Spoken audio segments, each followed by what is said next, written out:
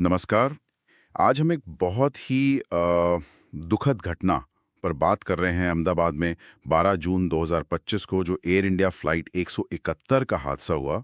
जी बिल्कुल।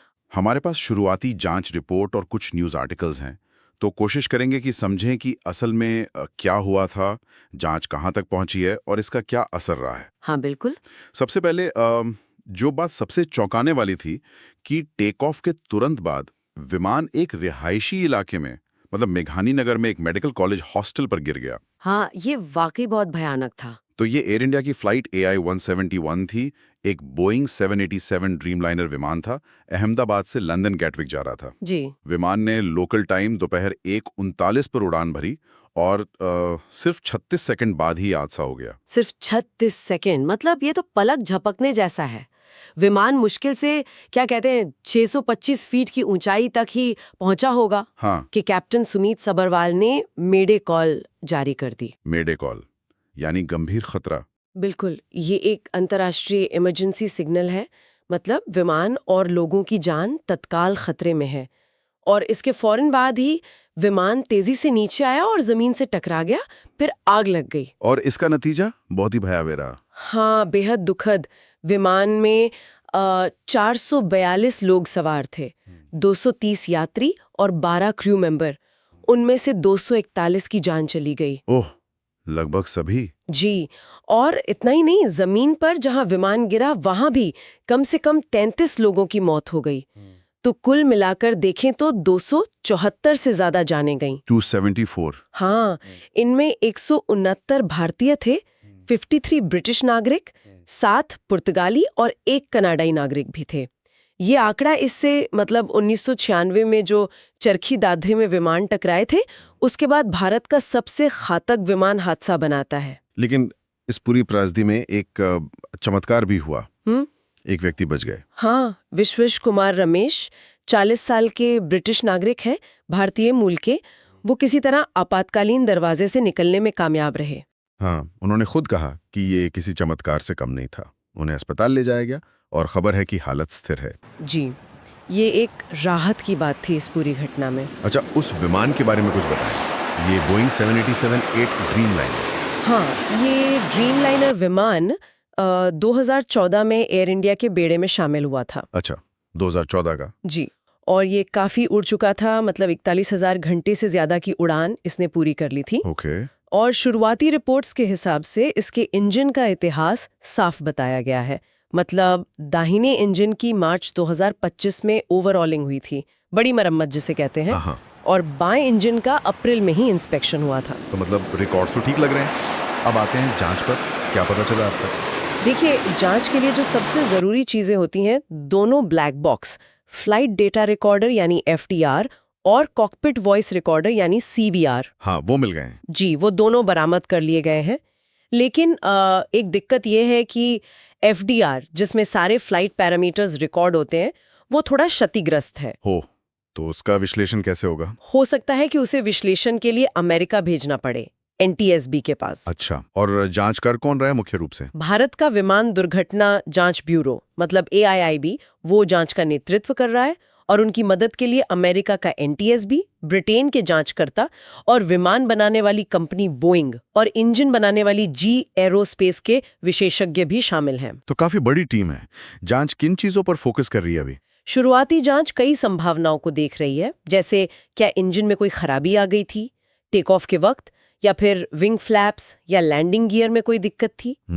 और जाहिर है मानवीय भूल की संभावना को भी नकारा नहीं जा सकता, तो उस एंगल से भी जांच हो रही है।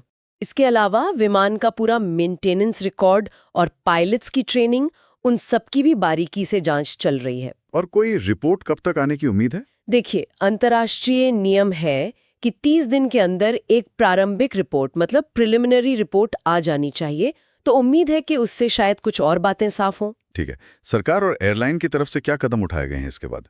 सरकार ने एक उच्च स्तरीय समिति बनाई है जो इस हादसे की जांच करेगी और भविष्य के लिए सुरक्षा उपायों पर सिफारिशें देगी। और जो हमारी एविएशन रेगुलेटर है DGCA, उसने एयर इंडिया के बेड़े में जो बाकी 33 बोइंग 787 विमान हैं, उनकी एक्स्ट्रा जांच का आदेश दिया था। अच्छा, सभी 787 की? जी, और 19 जून तक उनमें से 26 विमानों को क्लियरेंस मिल गया था, मतलब वो उड़ान भरने के लिए सुरक्षित पाए गए। और एयर इंडिया पर इसका क्या असर पड़ा ऑपरेशंस पे? एयर इंडिया ने हादसे के बाद जुलाई मध्य तक अपनी जो अंतर्राष्ट्रीय वाइड बॉडी फ्लाइट्स हैं, मतलब बड़े विमानों वाली उड़ानें, उनमें 15% की कटौती कर दी। 15% काफी है। हाँ, शायद ये ऑपरेशनल दबाव और मतलब यात्रियों के भरोसे को देखते हुए भी किया गया होगा। हाँ, और शायद ये भी याद दिलाना जरूरी है कि पहले भी एयर इंडिया की आलोचना हुई थी जब एयरबस विमानों पर इमरजेंसी उपकरणों की जांच में देरी की बात सामने आई थी। बिल्कुल सही। शायद इसीलिए इस बार मेंटेनेंस रिकॉर्ड्स पर इतना ज्यादा फोकस है। इस हादसे का मानवीय पहलू वो तो बहुत ही दर्दनाक है। हाँ, बहुत ज्यादा। पीड़ितों में कई मेडिकल छात्र थे क्योंकि विमान उनके हॉस्टल पर ही गिरा था। गुजरात के पूर्व मुख्यमंत्री विजय रूपाणी जी भी उसी फ्लाइट में थे। हाँ, ये भी खबर थी। जी, और विमान के सह पायलट क्लाइव कुंदर समेत क्रू सदस्य भी। पहचान की प्रक्रिया भी बहुत मुश्किल रही। 21 जून तक खबर थी कि डीएनए टेस्टिंग से 210 पीड़ितों की पहचान हो पाई थी और 187 शव परिवारों को सौंप दिए गए थे। ओह, ये प्रक्रिया बहुत कठिन होती है परिवारों के लिए। बिल्कुल। एयर इंडिया के मालिक टाटा समूह ने हर पीड़ित परिवार को 1 करोड़ रुपए की अनुग्रह राशि देने का ऐलान किया है, और जो घायल हैं, जैसे वो एकमात्र जीवित बचे व्यक्ति, उनके इलाज का पूरा खर्च उठाने का वादा किया है। प्रधानमंत्री नरेंद्र मोदी ने भी घटनास्थल का दौरा किया था और अस्पताल जाकर उस अकेले जीवित बचे व्यक्ति से मुलाकात भी की थी। अच्छा। सोशल मीडिया पर भी काफी कुछ चल रहा था इस हादसे को लेकर। हाँ, खासकर एक्स पर, मतलब ट्विटर पर बहुत सारी अटकलें थी। कोई कह रहा था इंजन फेल हो गया, किसी ने कहा लैंडिंग गियर अटक गया, किसी ने रनवे के पास कोई 6 मंजिला इमारत का जिक्र किया। हाँ, मैंने भी देखा था कुछ। लेकिन ये समझना जरूरी है कि ये सब मतलब फिलहाल सिर्फ अटकलें हैं, अपुष्ट बातें। हमें आधिकारिक जांच के नतीजों का इंतजार करना ही होगा। सही कहा।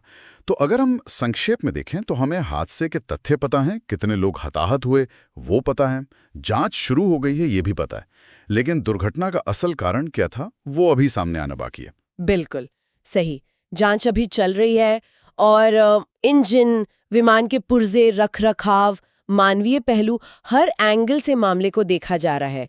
ये घटना हमें फिर से याद दिलाती है कि एविएशन सेफ्टी कितनी महत्वपूर्ण है और दुर्घटना जांच की प्रक्रिया कितनी जटिल होती है। हाँ, ये तो है।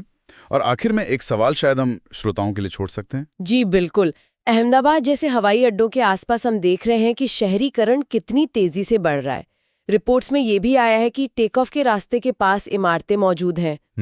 तो ये दुखद घटना जो हुई है, ये बुनियादी ढांचे के विकास और जो कड़े विमानन संरक्षण नियम है, उनके बीच संतुलन साधने की जरूरत पर क्या सवाल खड़े करती है। हाँ, ये वाकई एक सोचने वाली बात है, बहुत जरूरी सवाल है ये।